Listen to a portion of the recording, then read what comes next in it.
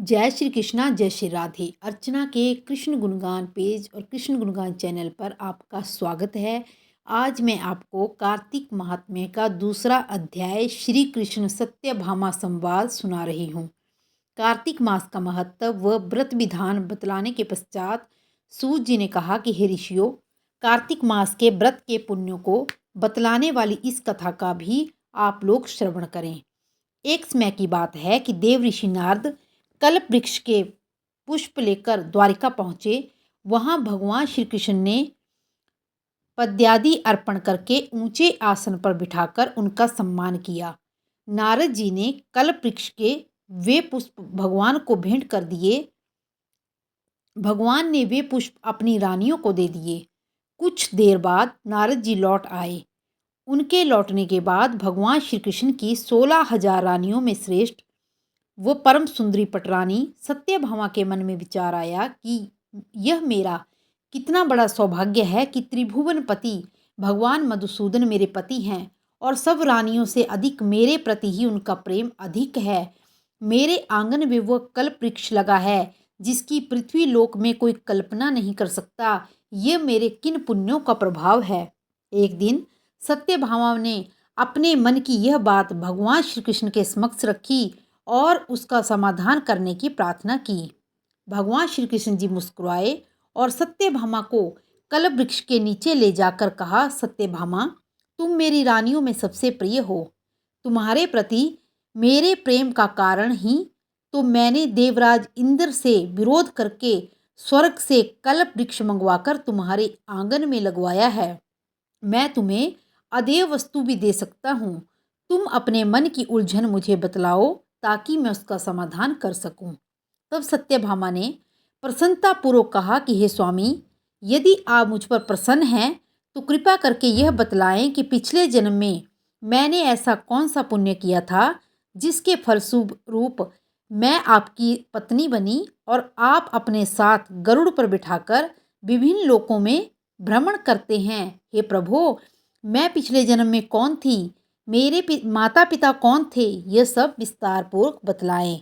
भगवान श्री कृष्ण ने कहा कि हे सत्यभामा, सुनो, इस जन्म में तुम जो भी फल भोग रही हो वो तुम्हारे पिछले जन्म के पुण्य कर्मों का फल है।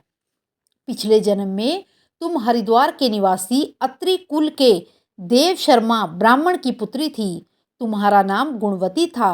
ब्राह्मण देव शर्मा सूर्य उपासक थे और अपने समाज में सम्माननीय थे।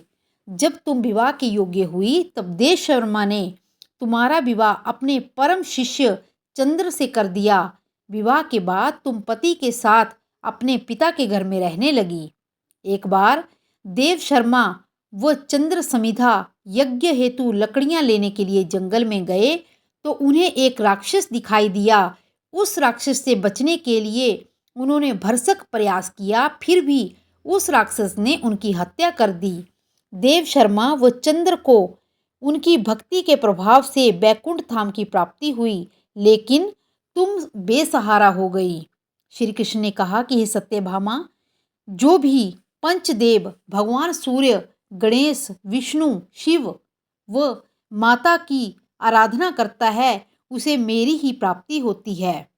मैं एक ही हूँ लेकिन मेरे नाम अनेक हैं। हे सत्यभामा, गुणवती निराश्रित हो जाने पर भी तुम जीवन भर एकादशी का व्रत करती रही। साथ ही वह कार्तिक मास का व्रत भी करती थी। मंदिरों में जाकर साधु सेवा करती। ये दोनों ही मुझे बहुत अधिक प्रिय हैं। हे प्रिय, कार्तिक मास में जब सूर्य तुला राशि में होता है तब ब्रह्म मुहूर्त में स्नान आदि करके भगवान विष्णु का पूजन, जागरण, वंदना करनी चाहिए।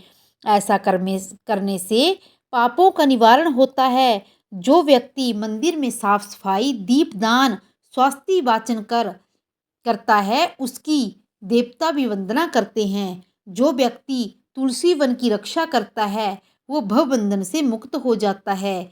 श्री कृष्ण ने कहा कि सत्यभामा, आयु पूरी होने पर गुणवती ने भी एक दिन गंगा में प्राण त्याग दिए। उसे विष्णु के पार्षद बैकुंठ धाम से ले आए। वह कार्तिक मास का व्रत का ही प्रभाव था। हे सत्यभामा, पिछले जन्म के देव शर्मा ने ही इस जन्म में राजा सत्राजित के रूप में जन्म लिया।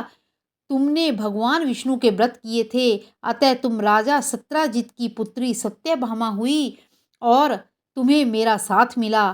तुम्हारा यह अखंड सौभाग्य होगा। श्री कृष्ण ने कहा कि हे सत्यभामा, जो कोई भी पूरी निष्ठा भक्ति के साथ कार्तिक मास के व्रत करता है, वो तुम्हारे समान मुझे प्रिय होता है।